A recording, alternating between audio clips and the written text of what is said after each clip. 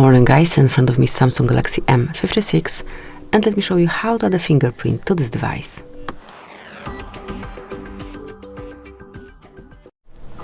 So at first enroll the settings, then find and select security and privacy and go to lock screen.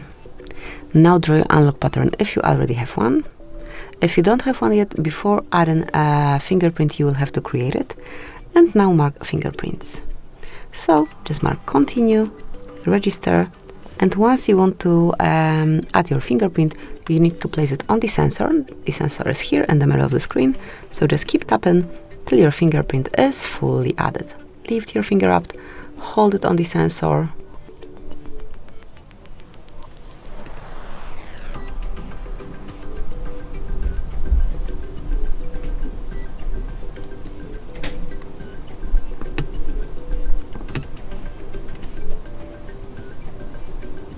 few more touches,